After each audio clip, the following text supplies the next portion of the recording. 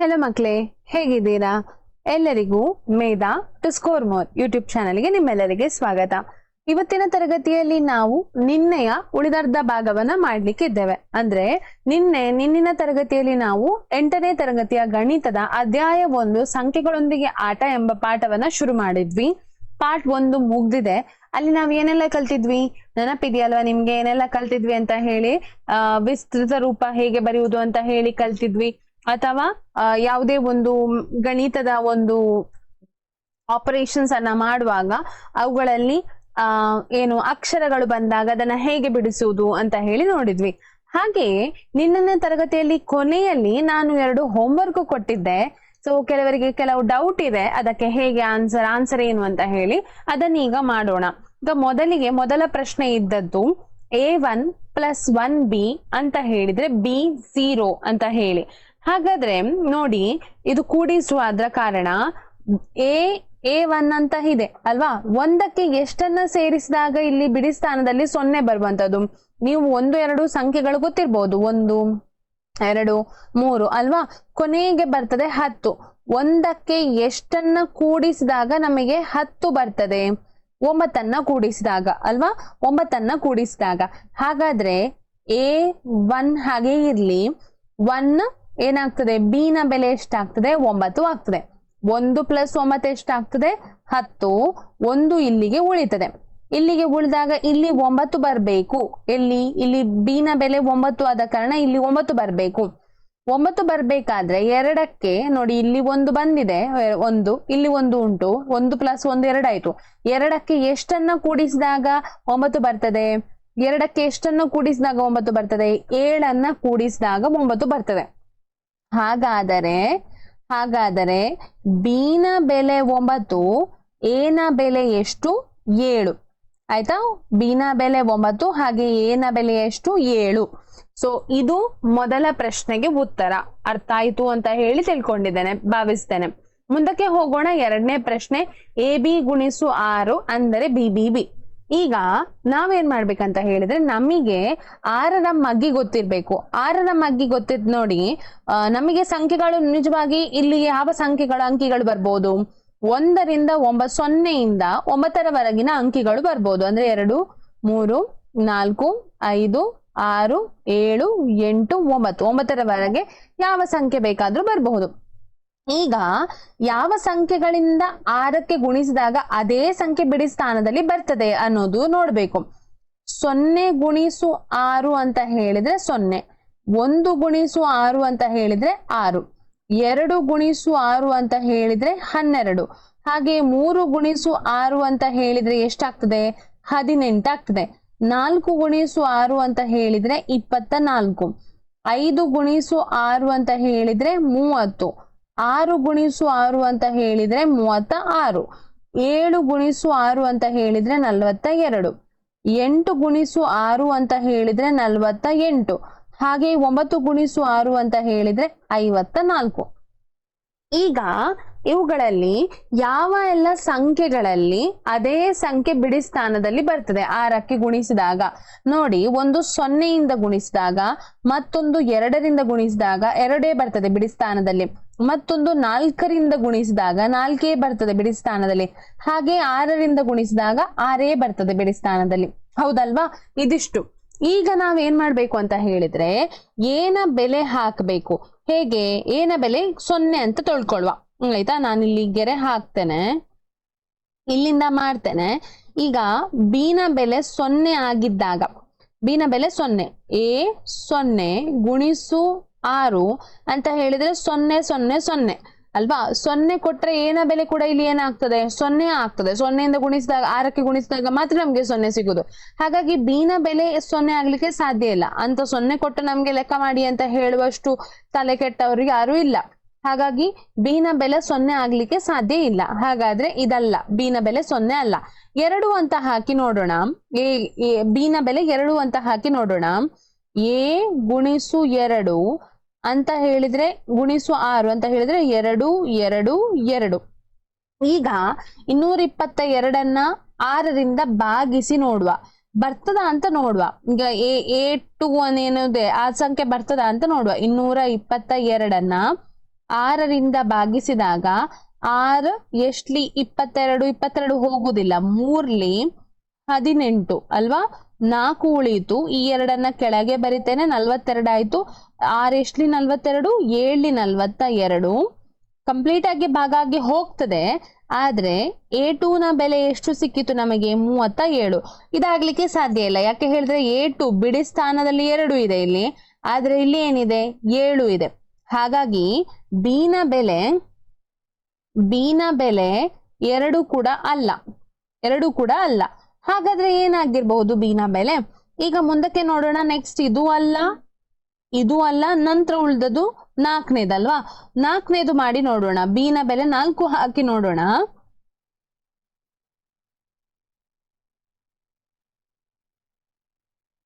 ಒಂದು ನಿಮಿಷ, ನಿಮ್ಗೆ ಕನ್ಫ್ಯೂಷನ್ ಬೇಡ ಅಂತ ಹೇಳಿ. ಓಕೆ, B ನ ಬೆಲೆ 4 ಹಾಕಿ ನೋಡೋಣ.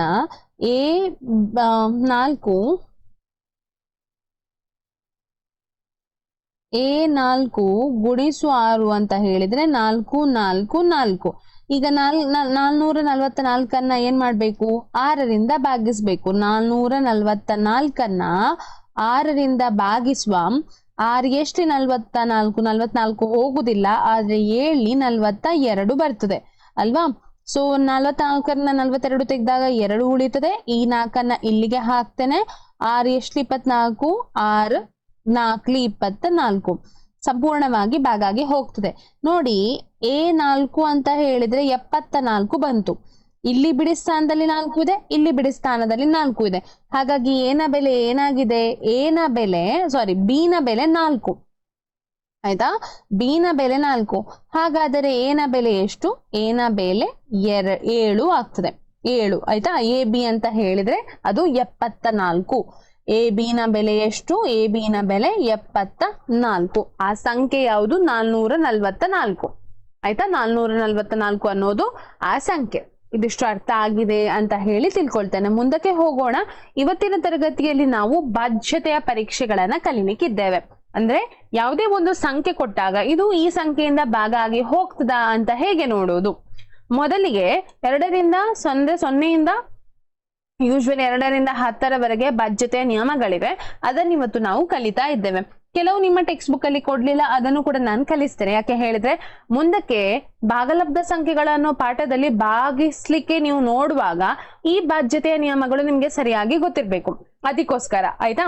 ಸೊ ಫಸ್ಟಿಗೆ 2ರ ಬಾಧ್ಯತೆಯ ನಿಯಮ. 2ರ ಬಾಧ್ಯತೆಯ ನಿಯಮ ಹೇಗೆ? 2ರಿಂದ ಇದು ಭಾಗ ಆಗಿ ಹೋಗ್ತದಾ ಇಲ್ವಾ ಅಂತ ಹೇಳಿ ಹೇಗೆ ಗೊತ್ತಾಗ್ತದೆ ನೋಡಿ. 2ನೆಯ ಬಾಧ್ಯತೆಯ ನಿಯಮದ ಪ್ರಕಾರ ಯಾವುದೇ ಒಂದು ಸಂಖ್ಯೆಯಲ್ಲಿ ಈ ಸಂಖ್ಯೆಗಳು ಬಿಡಿ ಸ್ಥಾನದಲ್ಲಿ ಇದ್ದಾಗ, ಯಾವುದೆಲ್ಲ?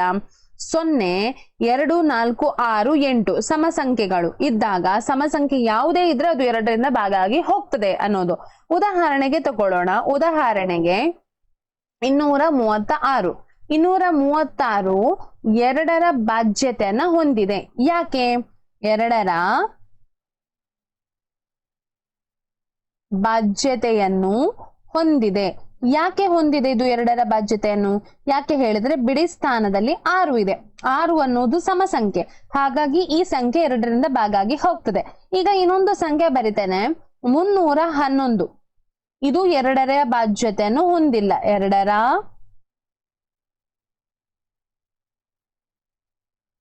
ಬಾಧ್ಯತೆಯನ್ನು ಹೊಂದಿಲ್ಲ. ಯಾಕೆ ಇದು 2ರ ಬಾಧ್ಯತೆಯನ್ನು ಹೊಂದಿಲ್ಲ? ಯಾಕೆ ಹೇಳಿದ್ರೆ ಬಿಡಿ ಸ್ಥಾನದಲ್ಲಿ 1 ಇದೆ. ಅದು ಸಮ ಸಂಖ್ಯೆ ಅಲ್ಲ, ಅದು ಬೆಸ ಸಂಖ್ಯೆ ಆಗಿದೆ. 0, 2, 4, 6, 8 ಬಿಟ್ಟು ಬೇರೆ ಯಾವ ಸಂಖ್ಯೆ ಇದ್ರೂ ಕೂಡ ಅದು ಭಾಗ ಆಗಿ ಹೋಗುದಿಲ್ಲ 2ರಿಂದ. ಹಾಗಾಗಿ 2ರ ಬಾಧ್ಯತೆಯ ನಿಯಮ ಅಷ್ಟು ಸಮ ಸಂಖ್ಯೆ ಆಗಿರ್ಬೇಕು ಬಿಡಿ ಸ್ಥಾನದಲ್ಲಿ. ನೆನಪುಂಟಲ್ವಾ? ಮುಂದಕ್ಕೆ ಹೋಗೋಣ. 3 ಮತ್ತು 9ರ ಬಾಧ್ಯತೆಯ ನಿಯಮ. ಇದನ್ನೆರಡನ್ನ ಕ್ಲಬ್ ಮಾಡಿ ಕೊಟ್ಟಿದೆ. ಯಾಕೆ ಅಂತ ಹೇಳಿದ್ರೆ ಅದು ಒಂದೇ. ಅಂದ್ರೆ 2ರ 3ರ ಬಾಧ್ಯತೆಯ ನಿಯಮ ಏನಿದೆ ಅದು ಕೂಡ 9ಕ್ಕೆ ಅನ್ವಯ ಆಗುವ ಕಾರಣ ಇದು 2 ಒಟ್ಟಿಗೆ ಕೊಟ್ಟಿದ್ದಾರೆ. ಏನ್ ಹೇಳ್ತದೆ 3ರ ಮತ್ತು 9ರ ಬಾಧ್ಯತೆಯ ನಿಯಮ? ನೀವು ಕೊಟ್ಟಂತ ಸಂಖ್ಯೆಯನ್ನ ಎಲ್ಲಾ ಸಂಖ್ಯೆಯ ಅಂಕಿಗಳನ್ನ ಕೂಡಿದಾಗ ಬರುವಂತಹ ಮೊತ್ತ 3 ಅಥವಾ 9ರಿಂದ ಭಾಗ ಆಗಿ ಹೋದ್ರೆ ಆ ಸಂಖ್ಯೆ 3 ಮತ್ತು 9ರಿಂದ ಭಾಗಿಸಿ ಹೋಗ್ತದೆ ಅಂತ ಹೇಳಿ. ಈಗ ನಾವು ಒಂದು ಸಂಖ್ಯೆ ತಗೊಳ್ತೇನೆ, 3ರ ಬಾಧ್ಯತೆ ತಗೊಳ್ತೇನೆ. 3ರ ಬಾಧ್ಯತೆಗೆ ಉದಾಹರಣೆಗಳನ್ನ ತಗೊಳ್ತೇನೆ. ಓಕೆ, ಉದಾಹರಣೆಗೆ 8001 ಅನ್ನೋ ಒಂದು ಸಂಖ್ಯೆ. 3ರ ಬಾಧ್ಯತೆ ಹೇಗೆ ನೋಡುದು? ಇದನ್ನ ಕೂಡಿಸ್ಬೇಕು ಎಲ್ಲ ಅಂಕಿಗಳನ್ನ. 8 + 0 0 + 1 ಎಷ್ಟಾಗ್ತದೆ? ಇದನ್ನ ಕೂಡಿದಾಗ 9 ಬರ್ತದೆ. ಇದು 3ರ ಮಗ್ಗೆಯಲ್ಲಿ 9 ಬರ್ತದಾ? 3ರ ಮಗ್ಗಿ ಹೇಳಿ ನೋಡೋಣ ಒಮ್ಮೆ.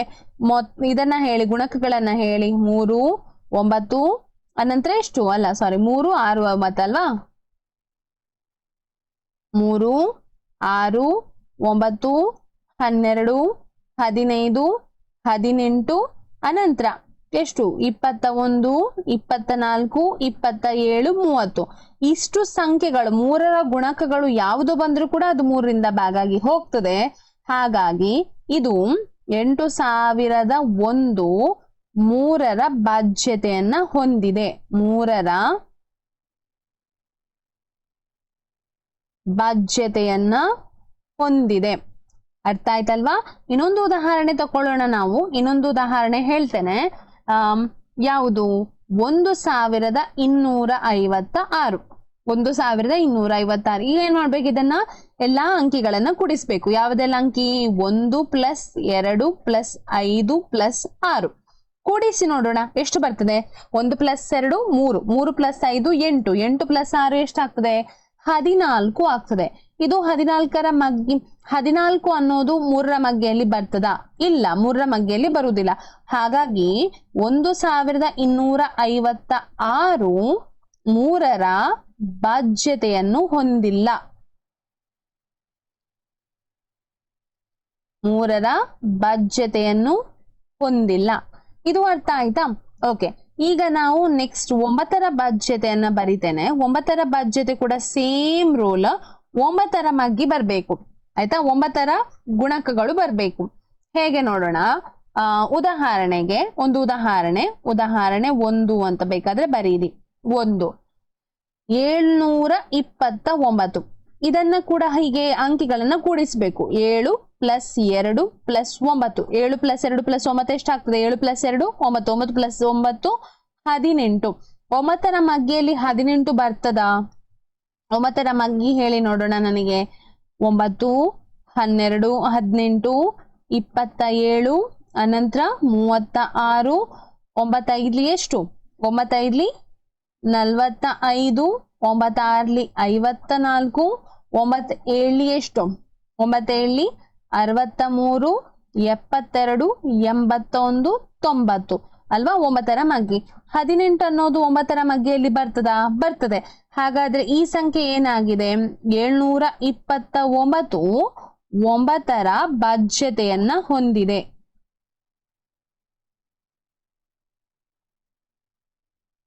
ಬಾಧ್ಯತೆಯನ್ನ ಹೊಂದಿದೆ. ಅರ್ಥ ಆಗ್ತಾ ಉಂಟಲ್ವಾ ನಿಮಗೆ ಹೇಗೆ ಅಂತ ಹೇಳಿ? ಇನ್ನೊಂದು ಕೊಡ್ತೇನೆ ನೋಡಿ ಉದಾಹರಣೆ. ಇದನ್ನ ನೀವು ಚೆಕ್ ಮಾಡಿ. ಉದಾಹರಣೆ 2 2807. ಹೇಗೆ ಚೆಕ್ ಮಾಡುದು? ಕೂಡಿಸ್ಬೇಕಲ್ವಾ?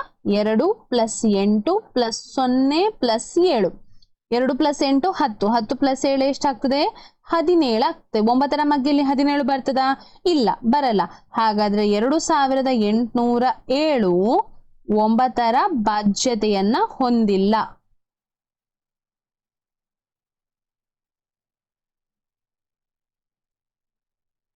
ಹೊಂದಿಲ್ಲ. ಅರ್ಥ ಆಗ್ತಾ ಉಂಟಲ್ಲ ನಿಮಗೆ? ಇದು 9ರ ಬಾಧ್ಯತೆಯನ್ನ ಹೊಂದಿಲ್ಲ. ಇದು ಯಾವುದು? 3 ಮತ್ತು 9ರ ಬಾಧ್ಯತೆಯ ನಿಯಮ. ನೆಕ್ಸ್ಟ್ ನಾವು 4 ಮತ್ತು 8ರ ಬಾಧ್ಯತೆಯ ನಿಯಮಕ್ಕೆ ಹೋಗೋಣ. ಸೇಮ್ ಇದು ಕೂಡ ಒಟ್ಟಿಗೆ. ಯಾಕೆ ಅಂತ ಹೇಳಿದ್ರೆ ಸೇಮ್ ರೂಲ್ ಅಪ್ಲೈ ಆಗ್ತದೆ, ಆದ್ರೆ ಸ್ವಲ್ಪ ಡಿಫ್ರೆನ್ಸ್ ಇದೆ. ಏನಂತ ಹೇಳಿದ್ರೆ 4ರ ಬಾಧ್ಯತೆ ಅಂತ ಹೇಳಿದ್ರೆ 4ರ ಬಾಧ್ಯತೆ ನೋಡ್ಬೇಕಾದ್ರೆ ಕೊನೆಯ 2 ಸ್ಥಾನಗಳನ್ನ ನೋಡ್ಬೇಕು. ಅಂದ್ರೆ ಬಿಡಿ ಮತ್ತು 10ರ ಸ್ಥಾನವನ್ನ ನೋಡಿದಾಗ ಅಲ್ಲಿರುವ ಸಂಖ್ಯೆ 4ರ ಮಗ್ಗೆಯಲ್ಲಿ ಬಂದ್ರೆ ಅದು 4ರಿಂದ ಭಾಗಿಸಿ ಹೋಗ್ತದೆ. 8ರ ಬಾಧ್ಯತೆಯ ನಿಯಮ ನೋಡ್ಬೇಕಾದ್ರೆ ಕೊನೆಯ 3 ಸಂಖ್ಯೆಗಳನ್ನ ನೋಡ್ಬೇಕು. ಬಿಡಿ 10 100ರ ಸ್ಥಾನವನ್ನು ನೋಡಿ ಆ ಸಂಖ್ಯೆಗಳು ಭಾಗಾಗಿ ಹೋದ್ರೆ ಅದೇನಾಗ್ತದೆ? 8ರಿಂದ ಭಾಗಿಸಿ ಹೋಗ್ತದೆ ಅಂತ ಹೇಳಿ. ಇಲ್ಲಿ ನೋಡಿ, ಫಸ್ಟ್ಗೆ ನಾವು 4ರ ಬಾಧ್ಯತೆಯನ್ನ ಬರಿತೇನೆ ನಾನು.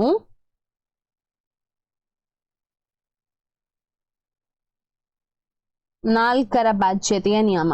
4ರ ಬಾಧ್ಯತೆಯ ನಿಯಮಕ್ಕೊಂದು ಉದಾಹರಣೆ ಕೊಡ್ತೇನೆ. ಮೊದಲಿಗೆ ಒಂದು ಉದಾಹರಣೆ ಕೊಡ್ತೇನೆ. 832. ಯಾವ ಸ್ಥಾನ ನೋಡ್ಬೇಕು ಅಂತ ಹೇಳಿದೆ? ಕೊನೆಯ 2 ಸ್ಥಾನಗಳು. ಯಾವುದು? ಬಿಡಿ ಸ್ಥಾನ ಮತ್ತು 10ರ ಸ್ಥಾನ. 32 ಅನ್ನೋದು 4ರ ಮಗ್ಗಿಯಲ್ಲಿ ಬರ್ತದೆ. 4ರ ಮಗ್ಗಿ ಹೇಳಿ ನೋಡೋಣ ನನಗೆ. 4ರ ಮಗ್ಗಿ ಹೇಳಿ. 4 1 4, 4 2 8, ಅನಂತರ 4 3 12, 4 4 16, 4 5 20, 24 28, 32 36 40 ಅಲ್ವಾ? 32 4ರ ಮಗ್ಗಿಯಲ್ಲಿ ಬರ್ತದಾ? ಬರ್ತದೆ. ಹಾಗಾದ್ರೆ ಈ ಸಂಖ್ಯೆ 832 4ರ ಬಾಧ್ಯತೆಯನ್ನ ಹೊಂದಿದೆ. 4ರ ಬಾಧ್ಯತೆಯನ್ನ ಹೊಂದಿದೆ. ಅದು ಬಿಟ್ಟು ಇನ್ನೊಂದು ರೂಲ್ ಇದೆ. ಈಗ ಇದರೊಟ್ಟಿಗೆ ನಾನು ಇನ್ನೊಂದು ಸಂಖ್ಯೆ ಕೊಡ್ತೇನೆ. ಈಗ 300 ಅನ್ನೋ ಒಂದು ಸಂಖ್ಯೆ, ಉದಾಹರಣೆಗೆ 300 ಅನ್ನೋ ಸಂಖ್ಯೆ, ಇದು ಕೂಡ 4ರ ಬಾಧ್ಯತೆಯನ್ನ ಹೊಂದಿದೆ. ಬಾಧ್ಯತೆಯನ್ನ ಹೊಂದಿದೆ. ಯಾಕೆ ಹೇಳಿದ್ರೆ ಕೊನೆಯಲ್ಲಿ 2 0 ಇದ್ದಾಗ ಕೂಡ ಆ ಸಂಖ್ಯೆ 4ರಿಂದ ಭಾಗ ಆಗ್ತದೆ. ಇಲ್ಲಿ ಇಲ್ಲ, ನಾನು ಅದನ್ನ ಬರಿತೇನೆ ನೋಡಿ. ಯಾವ ಕಲರ್? ಪಿಂಕ್ ಕಲರ್ ಉಪಯೋಗಿಸಿ ಬರಿತೇನೆ. ಕೊನೆಯ ಸ್ಥಾನದಲ್ಲಿ 0 ಇದ್ದಾಗ ಆ ಸಂಖ್ಯೆ 4ರಿಂದ ಭಾಗಿಸಲ್ಪಡುತ್ತದೆ.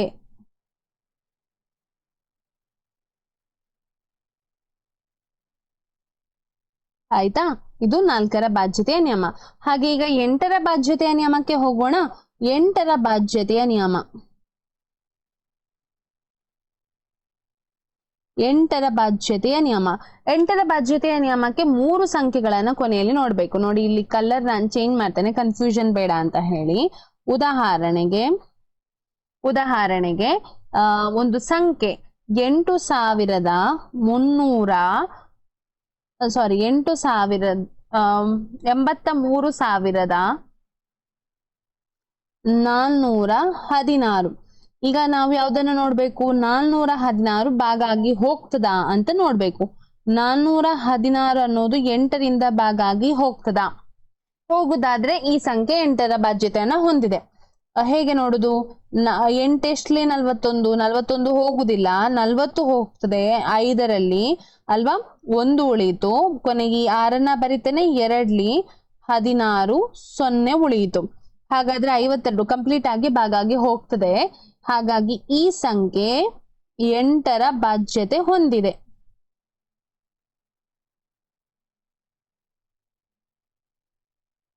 ಎಂಟರ ಬಾಧ್ಯತೆ ಹೊಂದಿದೆ. ಅದು ಬಿಟ್ಟು ಕೊನೆಯಲ್ಲಿ 3 ಸೊನ್ನೆಗಳಿದ್ರೆ ಕೂಡ ಅದೇನಾಗ್ತದೆ? 8ರಿಂದ ಭಾಗಿಸಲ್ಪಡ್ತದೆ.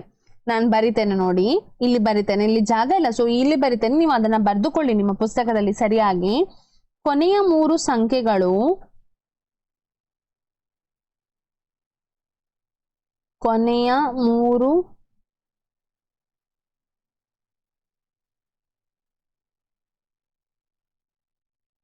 3 ಸ್ಥಾನದಲ್ಲಿ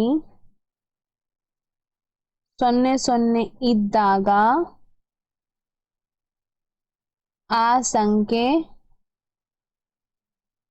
8ರಿಂದ ಭಾಗಿಸಲ್ಪಡುತ್ತದೆ.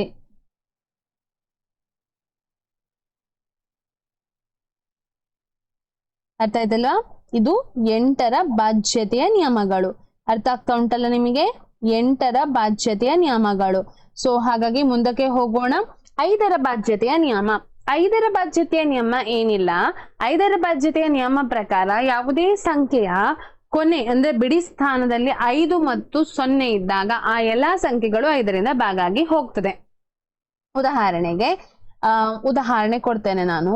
ಉದಾಹರಣೆಗೆ 215 ನೋಡಿ, ಕೊನೆಯಲ್ಲಿ ಬಿಡಿ ಸ್ಥಾನದಲ್ಲಿ 5 ಇದೆ. ಹಾಗಾಗಿ ಇದು 5ರ ಬಾಧ್ಯತೆಯನ್ನ ಹೊಂದಿದೆ.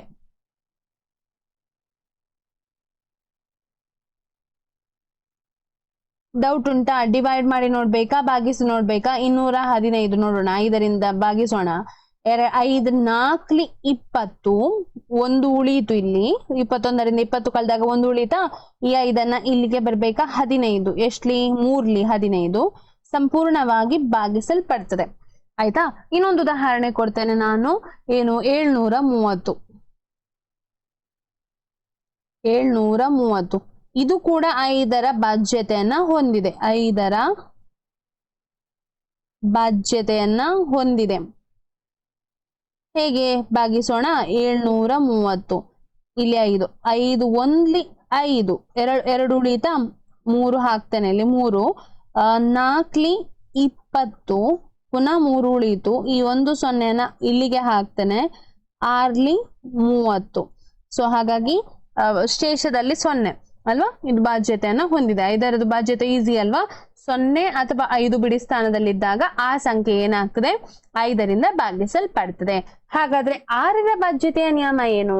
6ರ ಬಾಧ್ಯತೆಯ ನಿಯಮ ಅಂತ ಹೇಳಿದ್ರೆ ಆ ಸಂಖ್ಯೆ, ಯಾವುದೇ ಒಂದು ಕೊಟ್ಟ ಸಂಖ್ಯೆ 2ರಿಂದ ಕೂಡ ಭಾಗಾಗಿ ಹೋಗ್ಬೇಕು, 3ರಿಂದ ಕೂಡ ಭಾಗಾಗಿ ಹೋಗ್ಬೇಕು, ಅಥವಾ ಅಲ್ಲ 2ರಿಂದ ಕೂಡ ಭಾಗಿಸಲ್ಪಡ್ಬೇಕು, 3ರಿಂದ ಕೂಡ ಭಾಗಿಸಲ್ಪಡ್ಬೇಕು. ಅಂತಹ ಸಂಖ್ಯೆ 6ರಿಂದ ಭಾಗಿಸಲ್ಪಡ್ತದೆ. ಉದಾಹರಣೆಗೆ ಇಲ್ಲಿ ನಾನು ಹೇಳ್ತೇನೆ ನೋಡಿ. ಉದಾಹರಣೆಗೆ 186 ಅನ್ನೋ ಸಂಖ್ಯೆ. 2ರ ಬಾಧ್ಯತೆ ಚೆಕ್ ಮಾಡೋಣ. 2ರ ಬಾಧ್ಯತೆ 186 2ರ ಬಾಧ್ಯತೆಯನ್ನ ಹೊಂದಿದೆ ಅಲ್ವಾ? 2ರ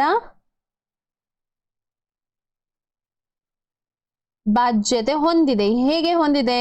ಯಾಕೆ ಹೇಳಿದ್ರೆ ಬಿಡಿ ಸ್ಥಾನದಲ್ಲಿ ಸಮ ಸಂಖ್ಯೆ ಇದೆ, 6 ಇದೆ, ಹಾಗಾಗಿ 2ರಿಂದ ಭಾಗಿಸಲ್ಪಡುತ್ತದೆ. 3ರ ಬಾಧ್ಯತೆ ಹೇಗೆ ಚೆಕ್ ಮಾಡುದು? 3ರ ಬಾಧ್ಯತೆ ಹೇಗೆ ಚೆಕ್ ಮಾಡುದು? 1 + 8 + 6 3 ಅಂಕಿಗಳನ್ನ ಕೂಡಿಸ್ಬೇಕು. 1 + 8 9, 9 + 6 ಎಷ್ಟು? 15. 15 ಯಾವುದರಿಂದ ಭಾಗಿಸಲ್ಪಡ್ತದೆ? 3ರಿಂದ ಭಾಗಿಸಲ್ಪಡ್ತದೆ ಅಲ್ವಾ? 3ರಿಂದ ಭಾಗಿಸಲ್ಪಡ್ತದೆ. ಹಾಗಾಗಿ ಇದು 3ರ ಬಾಧ್ಯತೆಯನ್ನ ಹೊಂದಿದೆ.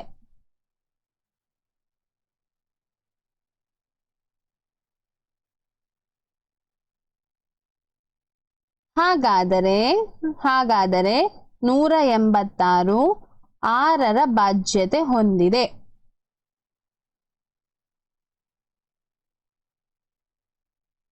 ಅರ್ಥ ಆಯ್ತಾ? ನೆಕ್ಸ್ಟ್ ಒಂದು ಸಂಖ್ಯೆ 300. ಉದಾಹರಣೆ 2 ಬರಿತೇನೆ. ಉದಾಹರಣೆ 2 375 ಅನ್ನೋದು. 375 ನೋಡಿ, 2ರ ಬಾಧ್ಯತೆ ನಾವು ಚೆಕ್ ಮಾಡಬೇಕು. 2ರ ಬಾಧ್ಯತೆ 375 2ರ ಬಾಧ್ಯತೆ ಹೊಂದಿಲ್ಲ. ಯಾಕೆ ಹೊಂದಿಲ್ಲ? ಯಾಕೆ ಹೇಳಿದ್ರೆ ಬಿಡಿ ಸ್ಥಾನದಲ್ಲಿ ನೋಡಿ ಬೆಸ ಸಂಖ್ಯೆ ಇದೆ. ಬೆಸ ಸಂಖ್ಯೆ ಇದ್ರೆ ಅದು 2ರಿಂದ ಭಾಗಾಗಿ ಹೋಗುದಿಲ್ಲ, ಹಾಗಾಗಿ 2ರಿಂದ ಬಾಧ್ಯತೆಯನ್ನ ಹೊಂದಿಲ್ಲ. 3ರ ಬಾಧ್ಯತೆ ಚೆಕ್ ಮಾಡೋಣ. ಚೆಕ್ ಮಾಡ್ಬೇಕಂತ ಇಲ್ಲ, 1ರಿಂದ ಹೋಗ್ಲಿಲ್ಲದಿದ್ರೆ ಆ ಸಂಖ್ಯೆ 6ರಿಂದ ಭಾಗಾಗಿ ಹೋಗುದೇ ಇಲ್ಲ. ಆದ್ರೆ ಕೂಡ ಚೆಕ್ ಮಾಡೋಣ ನೋಡಿ. 3ರ ಬಾಧ್ಯತೆ ಚೆಕ್ ಮಾಡೋಣ. 3 + 7 + 5 3 10 10 + 5 15. 15 3ರಿಂದ ಭಾಗಾಗಿ ಹೋಗ್ತದೆ. 3ರ ಬಾಧ್ಯತೆ ಹೊಂದಿದೆ.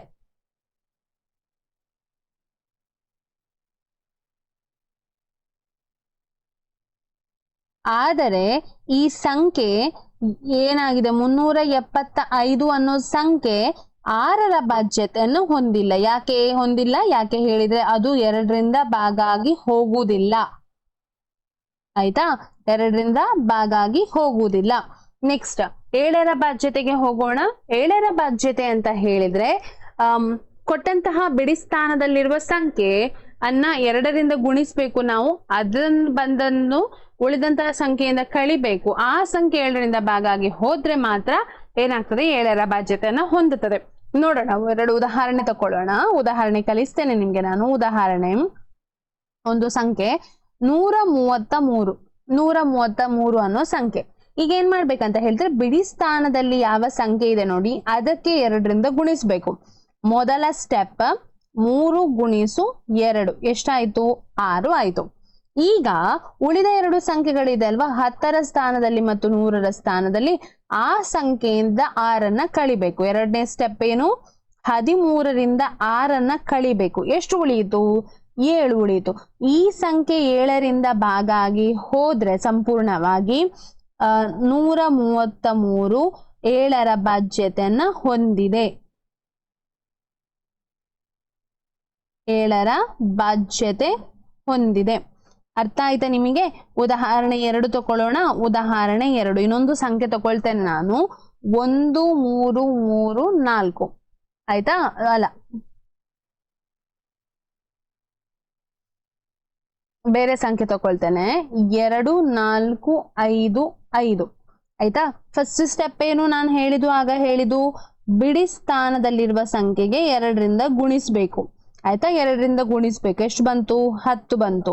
ನೆಕ್ಸ್ಟ್ ಏನ್ ಮಾಡ್ಬೇಕು? ಉಳಿದಂತಹ ಅಂಕೆಗಳಿಂದ, ಇಲ್ಲಿ 3 ಅಂಕೆಗಳಿವೆ, ಆ 3 ಅಂಕೆಗಳಿಂದ 10 ಕಳಿಬೇಕು. 245 ಮೈನಸ್ 10 ಎಷ್ಟು ಬಂತು? 235 ಬಂತು. ಇದು ಕೂಡ ದೊಡ್ಡ ಸಂಖ್ಯೆ ಆಗಿದ್ರಿಂದ ಪುನಃ ಅದೇ ಸ್ಟೆಪ್ ಅನ್ನ ಇದಕ್ಕೆ ಫಾಲೋ ಮಾಡಬೇಕು ನಾವು. ಅಂದ್ರೆ ಅದೇ ಸ್ಟೆಪ್ ಅನ್ನ ಕಂಟಿನ್ಯೂ ಆಗಿ ಫಾಲೋ ಮಾಡಬೇಕು. ನೋಡಿ, 235ರಲ್ಲಿ ನಾನು ಇಲ್ಲಿ ಬರಿತೇನೆ 235. 5 ಇದೆ ಅಲ್ವಾ? ಮೊದಲ ಸ್ಟೆಪ್ ಏನು? 5 ಗುಣಿಸು 2 10. ಎರಡನೇ ಸ್ಟೆಪ್ ಏನು? ಉಳಿದಂತಹ ಸಂಖ್ಯೆಗಳು 23ರಿಂದ 10 ಕಳೆದಾಗ ಉಳಿಯುವಂತಹದ್ದು 15 13. 13 7ರಿಂದ ಭಾಗಾಗಿ ಹೋಗ್ತದಾ? ಹೋಗುವುದಿಲ್ಲ ಅಲ್ವಾ?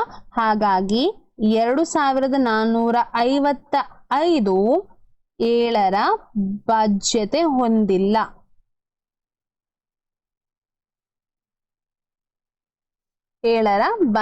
ಹೊಂದಿಲ್ಲ. ಓಕೆ, ಕೊನೆಯದಾಗಿ 10ರ ಬಾಧ್ಯತೆಯ ನಿಯಮ. 10ರ ಬಾಧ್ಯತೆಯ ನಿಯಮ ತುಂಬಾ ಸುಲಭ. 10ರ ಬಾಧ್ಯತೆಯ ನಿಯಮ ಏನಂತ ಹೇಳಿದ್ರೆ, ಕೊನೆಯಲ್ಲಿ ಅಂದ್ರೆ ಬಿಡಿ ಸ್ಥಾನದಲ್ಲಿ 0 ಇದ್ರೆ ಆಯ್ತು, ಆ ಸಂಖ್ಯೆ ಎಲ್ಲವೂ 10ರಿಂದ ಭಾಗಾಗಿ ಹೋಗ್ತದೆ. ಉದಾಹರಣೆಗೆ 7320 ಅನ್ನೋ ಸಂಖ್ಯೆ, ಇದು 10ರಿಂದ ಭಾಗಿಸಲ್ಪಡುತ್ತದೆ.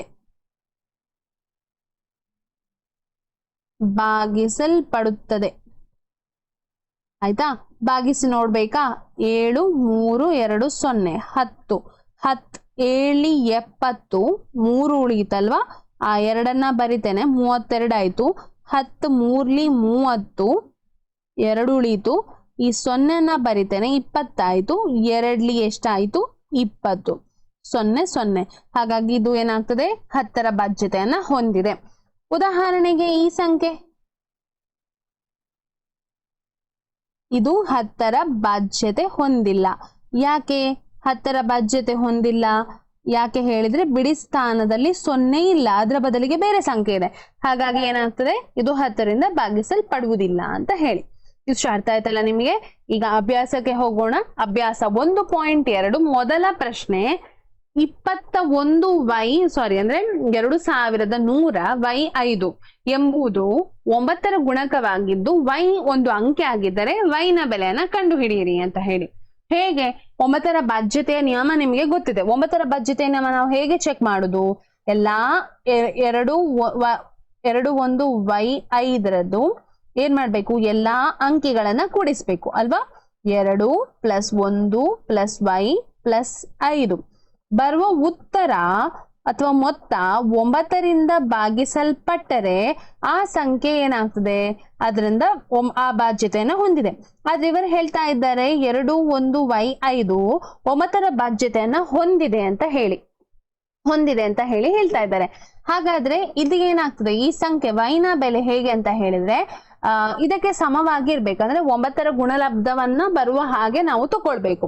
ಈಗ ಫಸ್ಟ್ಗೆ ಕೂಡಿಸೋಣ. ನೋಡಿ, 2 + 1 ಎಷ್ಟಾಯ್ತು? 3. 3 + 5 ಎಷ್ಟಾಯ್ತು? 8. 8 + y ಅಂದರೆ 9ಕ್ಕೆ ಹತ್ತಿರದ ಗುಣಲಬ್ಧ ಹೇಳಿದ್ರೆ 9 ಅಲ್ವಾ? 9ಕ್ಕೆ ಹತ್ತಿರದ ಗುಣಲಬ್ಧ ಅಂತ ಹೇಳಿದ್ರೆ 9 ಮೊದಲ ಗುಣಲಬ್ಧ. ಸೊ ಹಾಗಾಗಿ y ಅಂತ ಹೇಳಿದ್ರೆ 9 ಅಂತ ಹೇಳಿ ತಗೊಳ್ತೇನೆ ನಾನು. 8 + y ಅಂದ್ರೆ 9.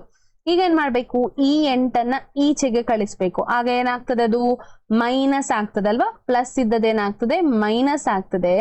y ನ ಬೆಲೆ ಎಷ್ಟಾಗ್ತದೆ? 1 ಆಗ್ತದೆ. ಈಗ ನೋಡಿ, ಹಾಕಿ ನೋಡ್ತೇನೆ ನಾನು ಬರ್ತದ ಅಂತ ಹೇಳಿ. y ನ ಬೆಲೆ ಎಷ್ಟು? 1. 2 + 1 + 1 + 5 ಎಷ್ಟಾಯ್ತು? 2 + 1 3, 3 + 1 4, 4 + 5 9 ಆಯ್ತು. 9 ಭಾಗಾಗಿ ಹೋಗ್ತದಲ್ಲ, 9ರಿಂದ ಹೋಗ್ತದೆ. ಸೊ ಹಾಗಾಗಿ ಈ ಸಂಖ್ಯೆ ಏನಾಗ್ತದೆ? 9ರ ಬಾಧ್ಯತೆಯನ್ನು ಹೊಂದಿದೆ. ಮತ್ತೆ y ನ ಬೆಲೆ ಎಷ್ಟಾಗಿದೆ? y ನ ಬೆಲೆ 1 ಆಗಿದೆ. ಓಕೆ, ನೆಕ್ಸ್ಟ್ ಪ್ರಶ್ನೆಗೆ ಹೋಗೋಣ. 3 1 z5 ಎಂಬುದು 9ರ ಗುಣಕವಾಗಿದ್ದು, ಅದೇ ರೀತಿ ಈಗ ನಾವು ಹೇಗೆ ಮಾಡಿದ್ವಿ ಅದೇ ರೀತಿ. ಸೊ ಈಗ ಕೂಡ ಹಾಗೆ 3 1 z5 ಎಲ್ಲಾ ಅಂಕಿಗಳನ್ನ ಕೂಡಿಸ್ಬೇಕು. 3 + 1 + z + 5 ಏನ್ ಬರ್ಬೇಕು, ಅದು 9ರ ಗುಣಲಬ್ಧ ಬರ್ಬೇಕು. ಕೂಡಿಸಿ ನೋಡೋಣ. 3 + 1 4, 4 + 5 ಎಷ್ಟಾಯ್ತು? 4 + 5 9 ಆಯ್ತು. 9 + z, 9ಕ್ಕೆ ಹತ್ತಿರದ ಗುಣಲಬ್ಧ 9, ಅಥವಾ ನೀವು 18 ಅಂತ ಕೂಡ ತಗೊಳ್ಬಹುದು, ಅಥವಾ 18 ಅಂತ ಕೂಡ ತಗೊಳ್ಬಹುದು. ಆರ್ ಅಂತ ಹೇಳಿದ್ರೆ ಅಥವಾ 18 ಅಂತ ಕೂಡ ತಗೊಳ್ಬಹುದು, ನಿಮಗೆ ಹೇಗೆ ಬೇಕು ಹಾಗೆ. ಒಂದು ವೇಳೆ ಅದನ್ನ ನಾನು 9 ಅಂತಲೇ ತಕೊಂಡ್ರೆ ನೋಡಿ, 9 ಅಂತ ಹೇಳಿ ತಕೊಂಡ್ರೆ ಏನಾಗ್ತದೆ, z ಇಲ್ಲೇ ಉಳಿತದೆ, 9 ಇಲ್ಲಿ ಉಂಟು, ಈ 9 ಇಲ್ಲಿಗೆ ಬರುವಾಗ -9 ಆಗ್ತದೆ, z ನ ಬೆಲೆ 0 ಆಗ್ತದೆ. 0 ಆಗ್ಬಹುದು, ಯಾಕೆ ಹೇಳಿ ನೋಡೋಣ. ಇಲ್ಲಿ 3 + 1 + 0 + 5 ಎಷ್ಟಾಯ್ತು? 4, 4, 9. ಇದು ಸಂಖ್ಯೆ ಭಾಗ ಆಗಿ ಹೋಗ್ತದಲ್ವಾ. ಸೊ z ನ ಬೆಲೆ 0 ಆಗಿರಬಹುದು, 9 ಆಗಿರ್ಬಹುದು, 18 ಆಗಿರ್ಬಹುದು.